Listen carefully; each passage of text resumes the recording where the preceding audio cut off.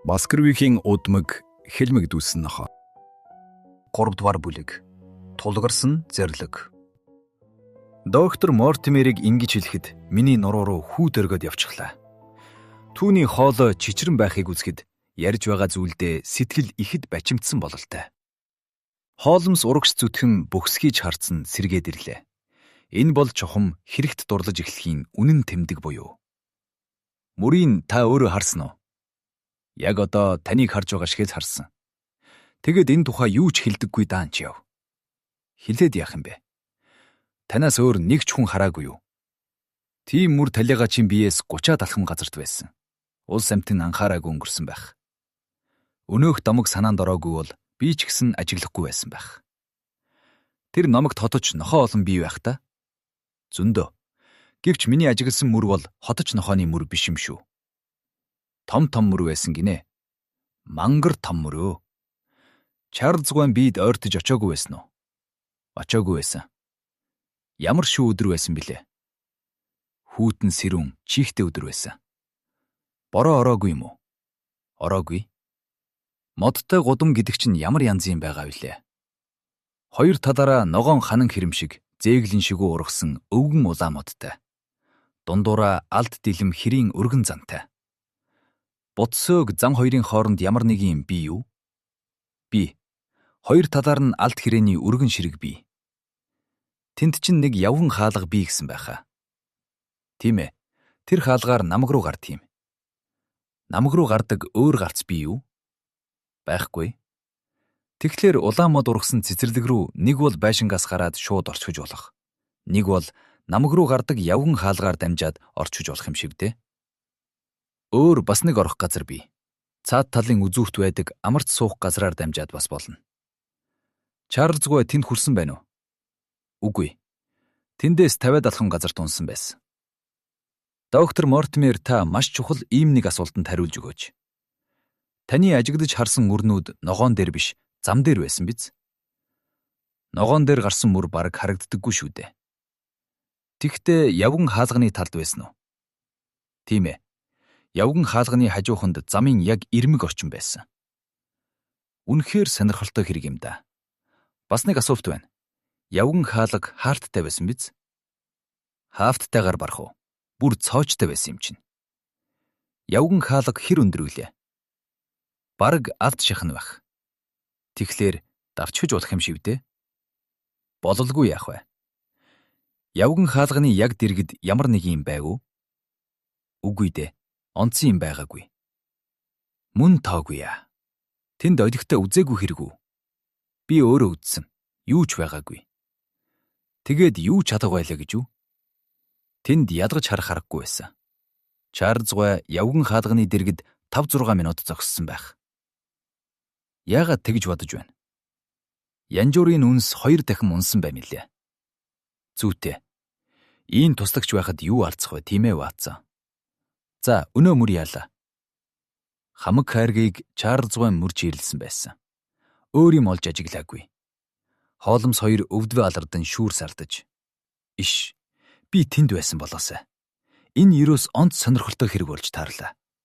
Эрдэм шинжилгээний бөөрс өөртэй. Судалгаа хийх өгөөмөр их боломж энд байна. Хайрах чулуун хөрс бол маш их зүйлийг хэлж өгөх тийм хуудас нам гэсэн үг. Одоо борооны усан дугаагтаад юмд сониж фермийн эздийн уланд гიშгэлэгдээд өнгөрсөн. Ээдээ, доктор Мортимер, та даанч яав да. Тэр дорн намайг дуудахгүй яагаа вэ? Та сүрхийн нүгэл хурааж дээ. Хоолмосгүй минь. Тэгхтэр хүрвэл энэ бүх баримт зэгтийг нийтийн хүртэл болгох байсан. Би инхийг хүсээгүй гэдгээ танд ярьсан. Ийм ч учраас таныг дуудаж чадаагүй юм. Бас тэгээд үүнээс гадна та юунд тэнглзээд байгаа юм бэ? Хамгийн их туршлагатай, хамгийн нэвт шух таардаг мөрдөгчч бармааргүй тим юм байна шүү дээ.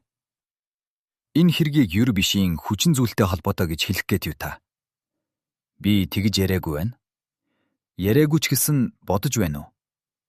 Хоолмосгүй.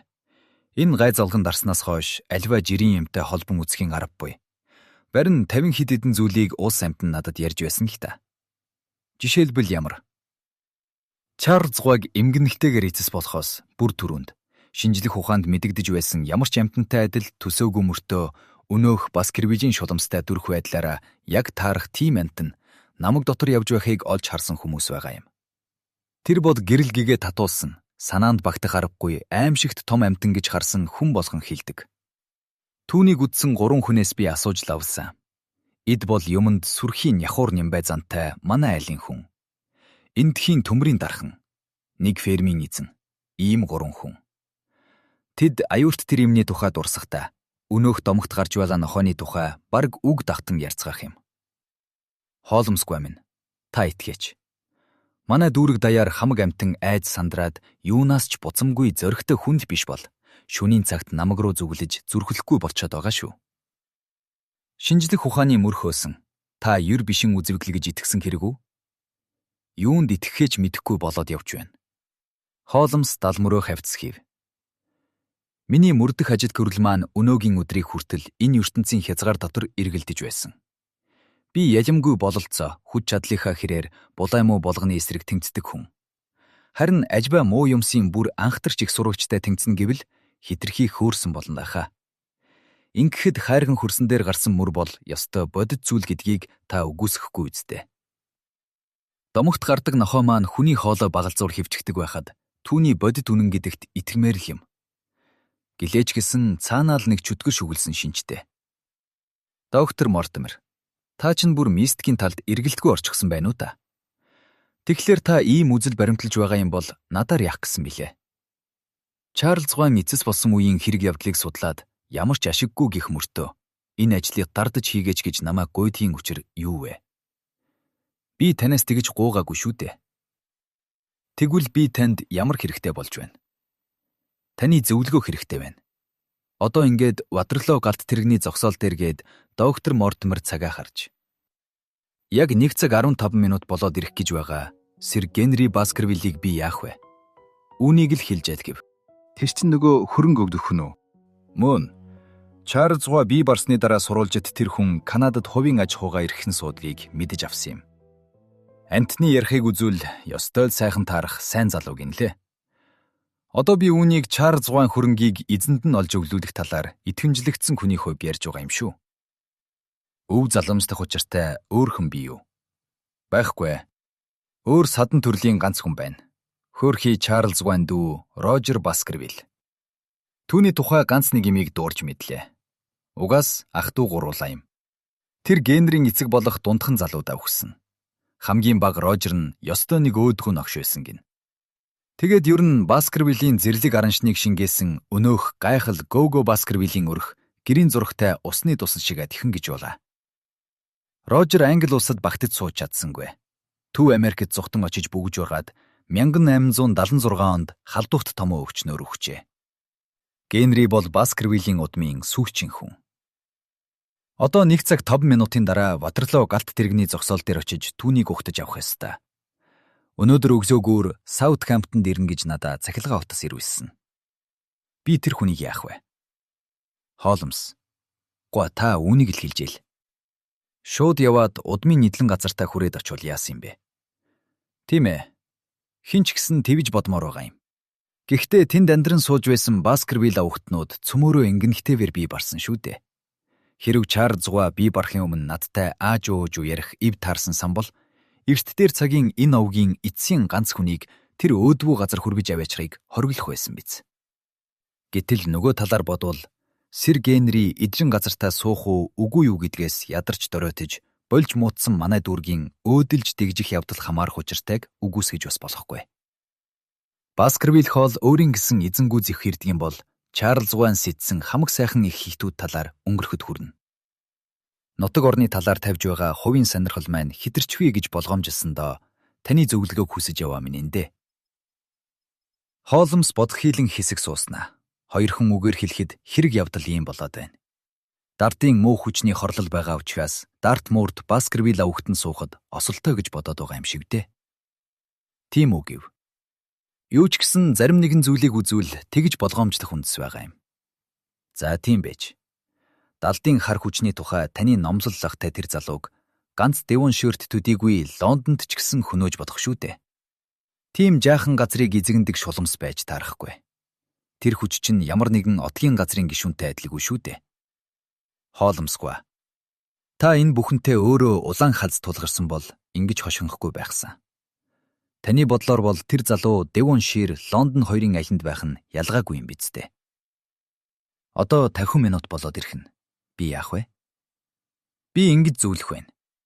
Та одоо хөлсний тэрэг дуудаж ирүүлээд энд хаалга маажтаад байгаа Испанил нохоогоо дагуулад Генри Баскервиллийг угтан авахаар галт тэрэгний зогсоол руу яв та. Тэгээд үү. Намайг цаашид ажиллах төлөвлөгөө өгөө. Боловсруулж бодож постэр нөгөө хүндээ юу ч ярилгүй хүлээж бай. Та хэдийн хугацаанд бодож боловсруулах вэ? 1 хоногийн дотор. Та маргааш өглөөний 10 цагт сэр Генри Баскервиллийг дагуулад манайхаар ирвэл сайн байна. Тэр хүнтэй танилцмаар байна. Тгий хоолмсгүй. Доктор Мортимер уулзах өдөр цагийг цаасан дээр тэмдэглэж авна, нудрагандаа шургуулж, яарч сандчин эргэн тойрон харсаар бушуухан гарах гэхэд хоолмс хойноос нь дуудана. Доктор Мортимер, нэг асуулт байна. Үүнээс урд ч гэсэн өнөөх амтэн чинь намаг дунд үзэгддэг байсан гэлүү? Тэгсэн. Энэ тухай 3 хүн ярьсан. Чарлз Гойг өнгөрснөөс хойш үзэгдэхэ болсон уу? Мэдэхгүй. Юм дуулаагүй. Их баярлалаа. Баяртай.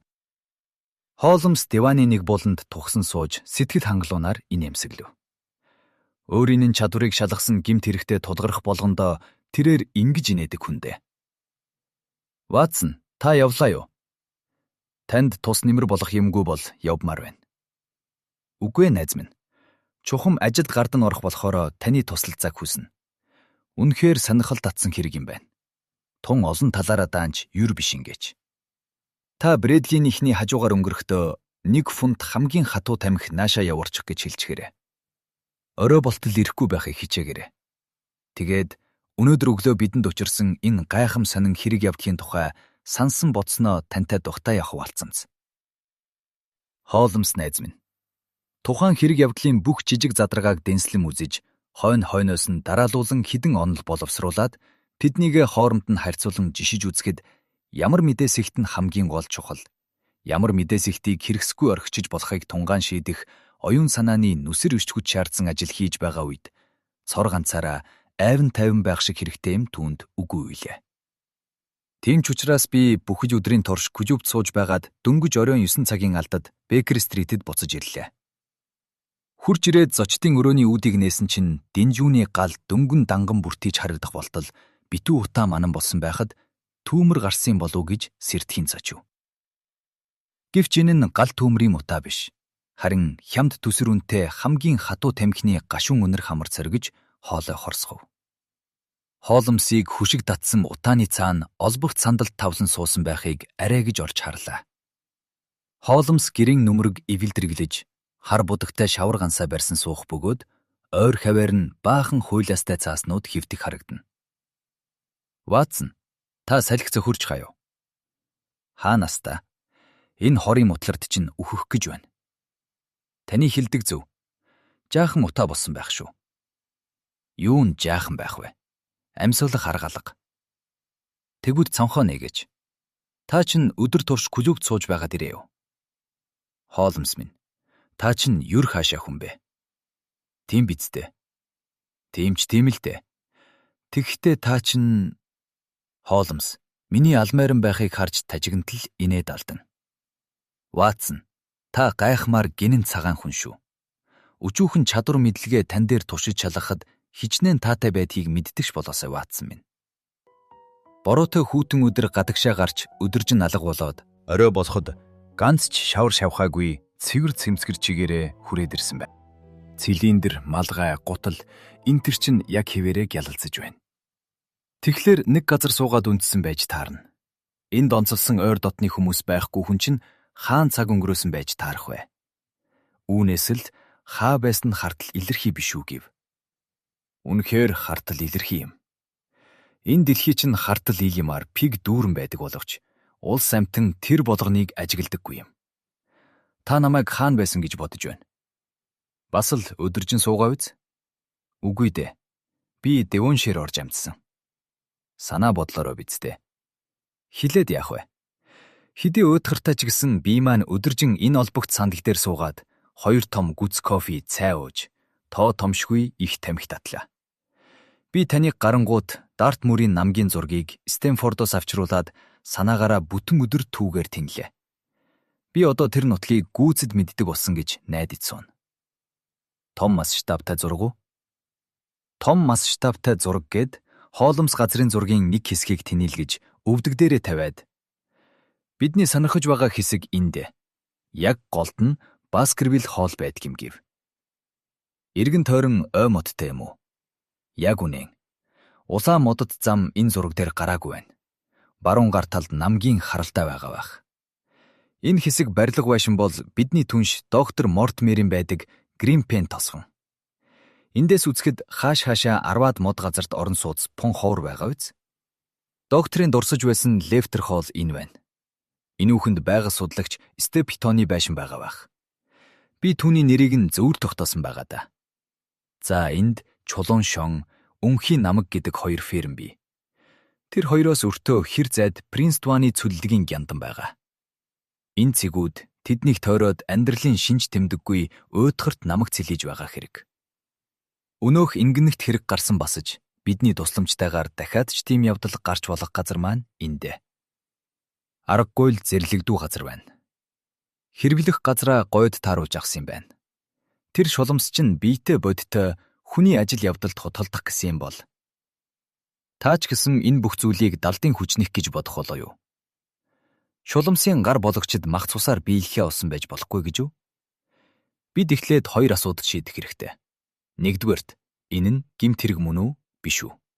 Хоёрт, гэмт хэргийн мөн чанар чухам юунд байна? Түүнийг яаж хэрэгжүүлв? Хэрв доктор Мортимерийн хэлдэг таамаглал үнэн байгаад бид бүгдээрээ байгалийн хуулиас гадуур хүчний зүйлтэй тулгараад байгаа бол зэвсгээ хураахаас өөр замгүй. Гэвч ингэж тайвширхын оронд бүх таамлыг туйлд нь хүртэл шалгах хэрэгтэй. Цонхоо хаачхул яана. Хачи юм да. Тамхины утааны бөөгнөрх нь оюун санааны төгдрөлд нэмэр болдог шиг байна. Мөдхөн юм бодож сэтгэх үедээ авдар дотор ордог болно хаа бич. За та энэ хэргийн талаар юм бодож амжив.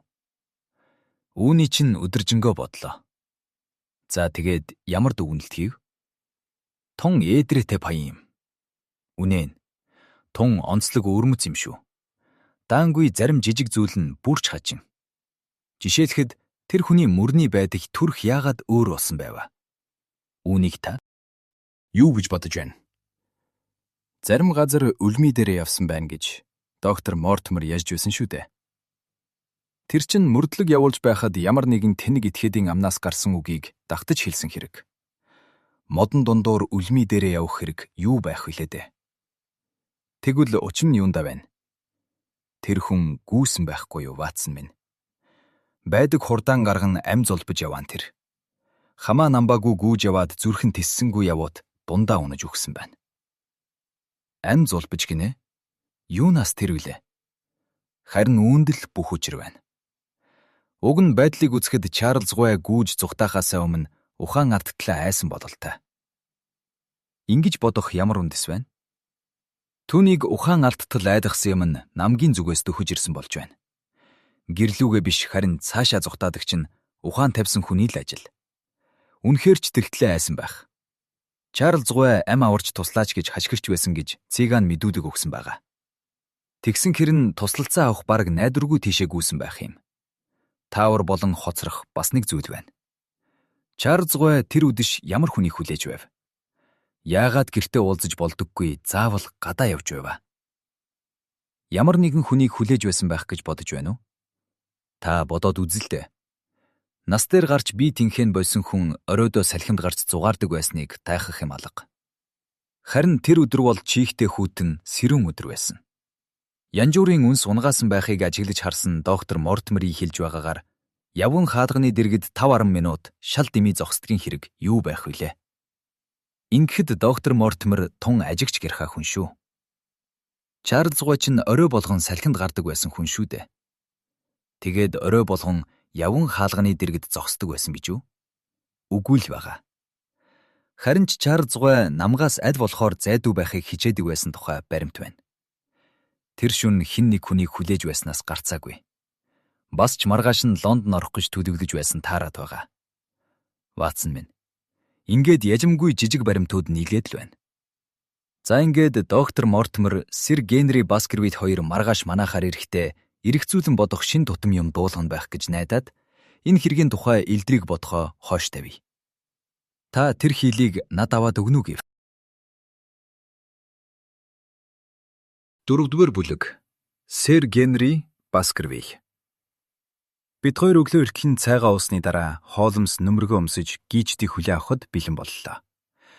Гийжид маань ганц секунд ч хожимдсангүй.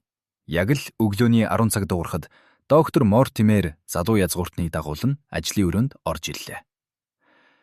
Тэр залуу бол намхан нуруутай, махлаг бадрүүн биетэй, хинч харваас эрүүл сарвал, сэргэлэн цовоо, 30 иргэм насны ир байлаа. Өтгөн хар хөмсгний доор хонин борнуудээр бидний харж байгаа байдлыг ажихад жаахан гүжүүн хүн болов гэмээр янзтай. Биеийн тамирын хувцсны галбраар хийсэн хөрөн костюм өмссөн. Нар салхинд боргоцсон царайг харахад гэр сахин суудаг эрх танхил хүн биш гэдгийг илэрхий боловч өөртөө бүрэн итгэсэн тайван байдал нь аргагүй л язгууртан хүнийг илчилнэ. Доктор Мортимер. Сэр Генри Баскервиль гэж тэр хүнийг бидэнд танилцуулахад язгууртан залуу. Тийм ээ, би байна. Хэрэв миний найз намайг танаад дагуулж ирээгүйсэн бол би өөрийнхөө хүсэлтээр ирэх байсан юм. Холмс. Гуа та янз бүрийн эдрэтэй хэргийг мэргэн тайлдаг хүн гинлээ. Өнөөдөр өглөө яагаад ч давмааргүй явдал надтай тохиолдсон юм гэж ярьлаа. Сэр Генри, та суугаач. Таныг Лондонд дөнгөж ирэнгүүт чинь ямар нэгэн ер бишийн учраа тохиолдсон юм шивдэ. Холмс.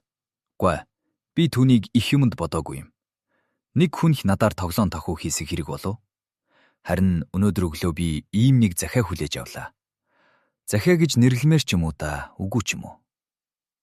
Сэр Генри ингэж хэлээд ширээн дээр гаргаж тавьсан дугтуйг бид бүгдээр харцгаалаа. Бор сар цаасаар хийсэн ердийн нэг дугтуй. Хөвлөлийн их том үсгээр Норсон барилд зочид буудал Сэр Генрид гэж хаягдсан байв. Шуудангийн тамган дээр Charing Cross гэж сийсэн байх бөгөөд өчигдөр орой явуулсан тэмдэг харагдав. Холмс зочныг ширтэн харж таныг Норсон барилд буудалд буухыг мэдсэн хүн бий юу гэж асуулаа. Мэдсэн хүн байхгүй. Би чинь доктор Мортимертэй уулзсан хойноо хаана буухыг шийдсэн хүн.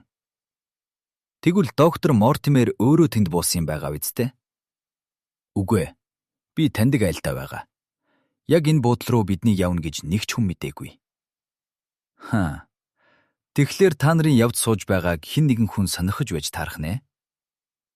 Холмс нөгөө дугтуй дотроос 4 нугалан нэвхсэн цаас гаргаж дэлгэн ширээн дээр тавилаа. Хөвлөгийн үсгийг эвлүүлэн нааж битсэн ганц өгүүлбэр цаасны голд байр. Тэр бичгэн. Танд эрүүл ухаан, амь нас чинь чухал байдаг бол хүлэгт намгаас холхон байгаарай гэсэн байлаа. Хүлэгт намгаас гэдгийг бихээр бичсэн байна. Сэр Генри Баскервиль. Холмс. Та энэ чухам ямар учиртай? Бас тэгээд миний ажил хэргийг ямар хүн ингэж сонирхоод байгааг хэлж өгөөч. Доктор Мортимер, та юу гэж бодож байна? Энэ бол дардын хүчний зүйл биш байхаа. Тийм ч тийм. Гэхдээ энэ бүх хэрэг явдал ёстой дардын хүчнээс болсон гэж итгэсэн хүн бичсэн байж болно эцтэй. Ямар хэрэг явдал? Гэж Сэр Генри огцом асуугаад. Та бүхэн миний ажил явдлыг надаас илүү мэдэж байгаа юм шив? Гэв. Генри гуй. Бид танд бүх зүйлийг дуулгана. Миний үгэнд итгээрэй. Та үүнийг лавтаа дуулж аваад явах болно. Одоохондоо өчигдөр орой зохиож шуудангийн хайрцагт хийсэн үнэхээр сонирхолтой энэ бичгийн учрыг олцгоё. Манад Times сонины өчигдрийн дугаар би юу, Ватсон? Тэр болонд байгаа. Та надад аваад өгнө. Тэргүн өгүүлэлтээ хуудсыг нөгөөч гэж хэлээд сонныг авч бушуухан ширүүнд харж. Худалдааны эрхчлөө. Ёстой гоё тэргүн байна. Би ганц бадгийг чанга дуугаар уншихыг зөвшөөрнө. Хэрв танд өөрийн чинь сонирхож байгаа үйлдвэрийн салбар аль нэгэн нөлөө бүхий тарифын хамгаалалтанд байдаг мэтээр хэн нэгэн хүн итгүүлэхийг оролдоод байгаа бол тим систем нь эцсийн бүлэгт манай импортыг нэр хүндгүй болгож ашиг сонирхол нь бид бүхэнд чухал байдаг. Манай арлын хэвийн амьдрал алдагдахад хүрнэ гэдгийг эрүүл саруул ухаан чинь аяндаа ойлгуулах тул тиймэрхүү улсаас холхон байгаарай гэж уншаад Холмс. Ватсон, та үнийг юу гэж бодож байна? Их гоё гаргасан санаа байна шүү. Химэн дуу алдав. Доктор Мортимер Холмс тийш их хүнд өчтөн харсан эмч шиг ширтэн харахад Генри гуай хонин борнүүдэрээ над руу гайхан харж. Би энэ тарифын систем гих мэтийн асуудалд пом тааруухан хүн. Гэвч бид нар ярианы гол сэдвээс жаахан хазаах шиг санагдаж байна гэв. Хаанаас та Генри гуай минь? Бид цөм халуун мөрөөр нь явж байна. Доктор Ватсон, миний ажилдаг арга барилыг танаас илүү мэднэ. Гэлээч игсэн саяын миний уншсан хэсэг зүйлийн утга санааг барьж авалгүй өнгөрөөсөн байх гэж бодож байна. Үнэн шүү. Танаа уншсан зүйл захидад хоёрын хооронд ямар ч уягтай алга байна. Иххэн Ватсон минь, энэ хоёр тун чухал уялдаатай. Нэг үгээр хэлэхэд нэгийг нь нөгөөгөөр нь хийсэн байгаа үсттэй. Хэрв танд эрүүл ухаан, чухал, бол, холхон байгаарэ гэдэл. Энэ үгнүүдийг хаанаас авсныг тааварлахгүй байна уу? Чөтгөр авч ямааг. Таны хэлдэг зөв байжгүй яах вэ? Мөн хурц ухаан байна шүү. Химэн сэр Генри гуай шүүрс алдан өгүүлв. Та минь эргэлзээд байгаа бол аас холхон байгаарэ гэдлийг хараач. Үргэлжээр нь огтолж агсан байна. Аль вэ харъя. Нэр нь тийм байна. Доктор Мортимер найзыг маань гайхан ажигласнаа. Хоолносгүй. Ийм юм байж болохын чинээ санаанд ч ороогүй шүү. Захианы үгнүүдийг санны хуудаснаас ухаж авсан байна гэдгийг таачхан гинэ. За энэ ч бас ямаа байж болох. Харин ямар сонноос авсныг яг мэдээд басч тэгээд. Ямар өгүүлэлгээс авсныг алдаа мадаггүй заана гэдэг чинь ухаан санаанд багтах арга алга. Та яаж үнийг мэдсэн билээ? Доктор та нигер хүний гавзыг эскимос хүний гавзаас ялганраха. Тэгэлгүй яах вэ? Яаж ялгах вэ? Энэ бол миний будаа шүү дээ. Тэр хоёрын ялгаа чинь тодоос тод. Даагц, нүүрний зууван, ирүүний бүтэц. Надад ч бас өөрийн гэсэн будаа байна. Таймс сонины тэргүүн өгүүлэл өрөхөд хэрэгэлдэг мөр хоорондын зай тохируулагчтай Боргес шрифт. Орой болон гардаг хямдүнтэй хуудаснуудыг хэвлэдэг цул шрифт хоёрын хоорондох ялгаа нь таны ярьж байгаа нигер, эскимос хоёрын хоорондын ялгаанаас баггүй мэт санагдана. Шрифтүүдийг заавал мэддэг байх явдал бол мөрдөгч хүнд тавигдах хамгийн жирийн шаардлага юм. Нэг байдаг. Харин зазуу явах цагтаа Лидийн Меркури өглөөний мэдээлэл хоёрын үсгийг миг удаа андуурсан юмсан. Харин Таймсын тэргүүн өгүүлэлийг юутай ч андуурахын аргагүй болохоор захидлын үгнүүдийг ганцхан тэндээс авсан байх учиртай. Энэ захиаг өчигдөр явуулсан байсан. Тэгэхээр урьдчил болгож өчигдрийн дугаарыг харах ёстой шүү дээ. Холмсгүй. Тэгвэл энэ захиаг нэг хүн сонины үсэг хайчилж гэж Генри гоо хэлтэл Холмс түүний яриаг тасалж хомсны хачаар огтогт зохиосон байна. Богинохон хачаар хайчилсныг та анхаарсан байхаа. Энд аас холхон байгаарэ гэснийг хайчилж авахд 2 дахин ахиулсан байна. Нэрээ тийм байна. Нэг хүн энэ үгнүүдийг богинохон хачаар хэрэгж аваад цаасан дээр бичгийн шингэн цавуугаар гэж Холмс хэлж өглөө. Бичгийн шингэн цавуугаар наасан байх нэ. Тэгвэл хүлэрт намаг гэдгийг яагаад гараар бичсэн байгаа вэ? Зохиогч маань энэ хоёр үгийг сонины хуудаснаас олоогүй байхгүй юу да. Бусд нь бол ердийн үгнүүд болохоор ямар ч бичгийн дотроос олдоход амархан. Харин энэ хоёр үг бол тийм олонтоо дайралтахгүй. Тийм тайлбар үнний хувьтай байхаа. Холмс, та эндээс юу олж мэдэв? Зохиогч нь ялимгүйч гэсэн уул мөр гарахгүй байхыг хичээн оролцсон боловч би зарим зүйлийг олж мэдлээ. Та бүхнийг харсаар байтал үүний хаягийг их тод том руу үсгээр бичсэн байв. Таймс мэтийн сонин бол энгийн улсын гарт тэр болгон дайрагдахгүй. Тийм ч учраас энэ захиаг их эрдэн боловсрогтой хүн зохиож, эрт орой алин боловч мэдэгдэхээс болгоомжилж, боловсралгүй хүний дүр үзүүлж бичгэнхээ хивийг зөрүүд өөрчлөн бичсэн байв. Бас тэгээд үгнүүдийг цэх шулуун наагаагүй учраас зарим үг зүүдлээсээ дээш гарсан байна. Жишээлхэд ам нас гэдэг үг бол огт таараагүй байна шүү дээ. Үүнээс үзвэл захиаг зохиосон хүн хангадуу юм уу? Эсвэл сэтгэл хөдлөн тэрдэж сандарсан байх. Захиаг зохиосон хүн маань энэ ноцтой хэргийн талаар хайн хандаж зүрхлэхгүй байх. Тэгэхээр чухамдаа твдэд сандарснаас болсон болов гэж бодож байна.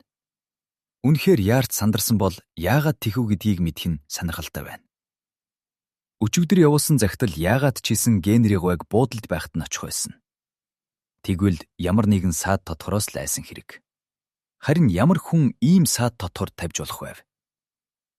Бид баахан таавар дунд орж авчгүй бол та гэж доктор Мортимер хэлв. Үнний хувьд хамгийн нийцтэй ганцыг нь сонгож авахын тулд байж болох бүх бололцоог дэнсгэн жигнэхэд хүрээд байна гэж хэлсэн дээр байхаа. Уран сэтгэхүйн хүчийг шинжлэх ухааны үндэстэй хэрэглэнэ гэдэг ийм байдаг. Энэ маань бодит байдалд тулгуурласан мэрэгжилтнүүдийн хэрэгэлдэг зүйл юм.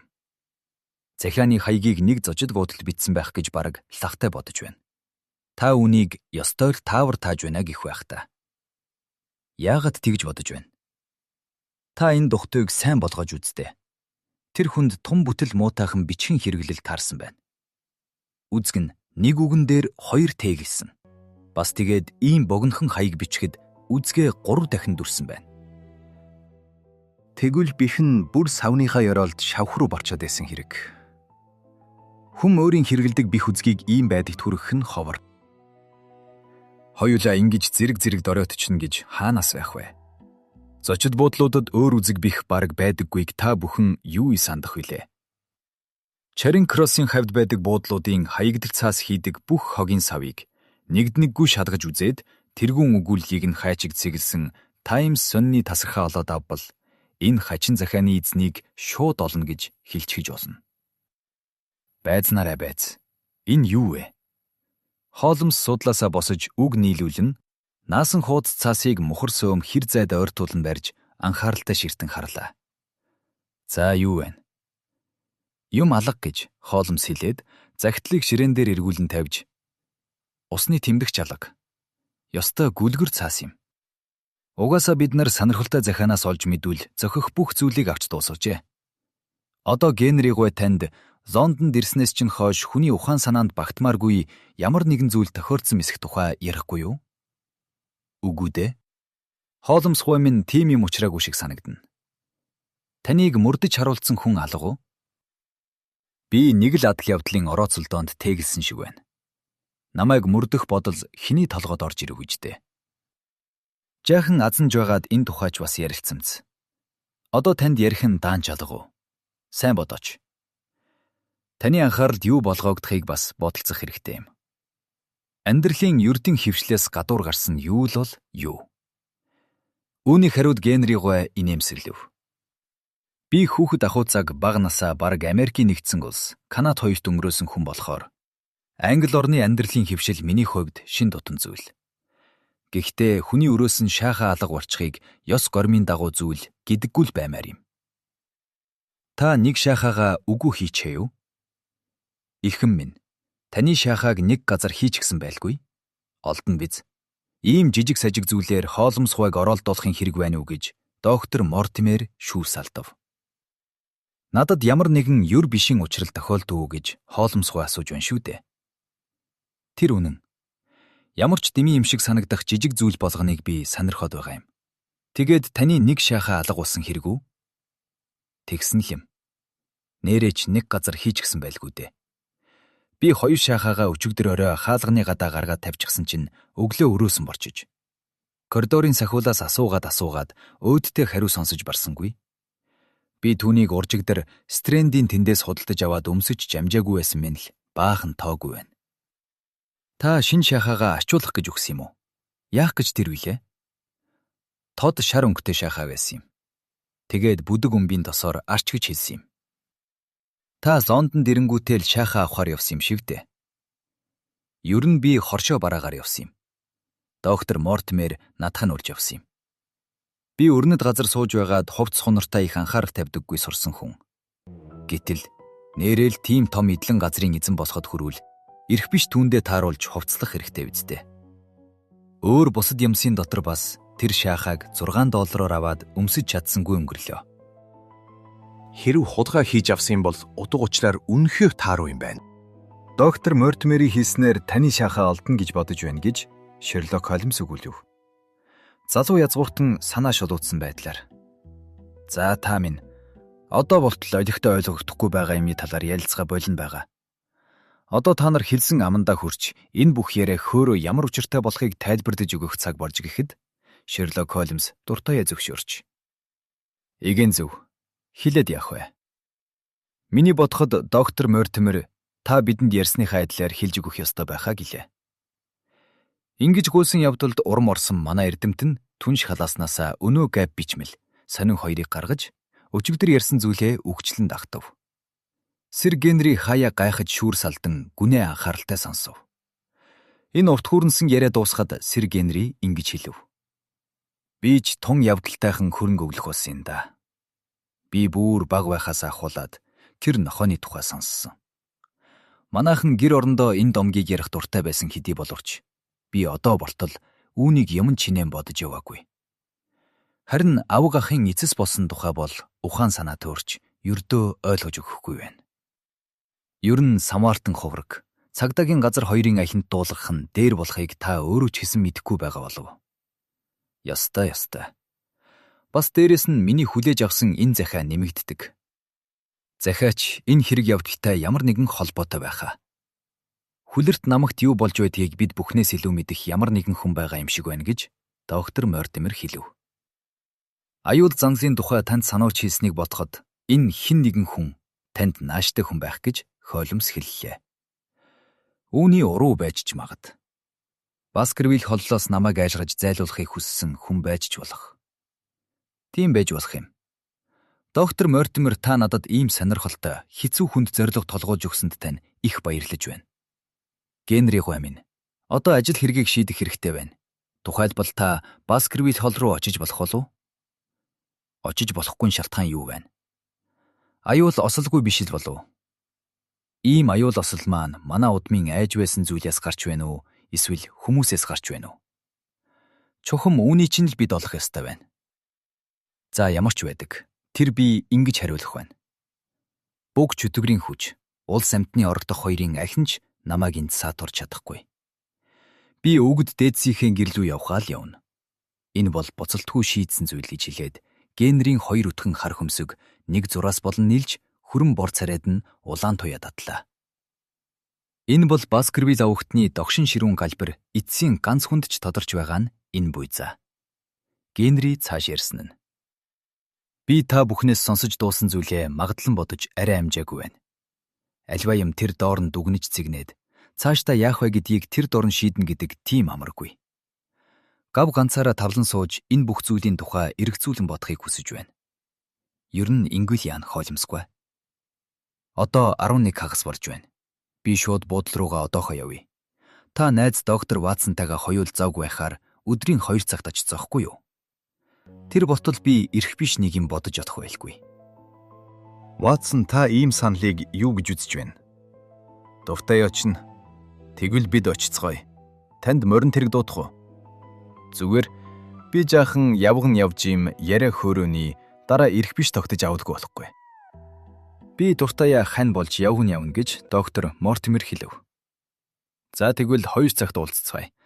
Сайн сайхныг хүсье. Баяртай. Манайхаар ирсэн гийчэд шатаар бууж хаалга хаах нь сонсогдов.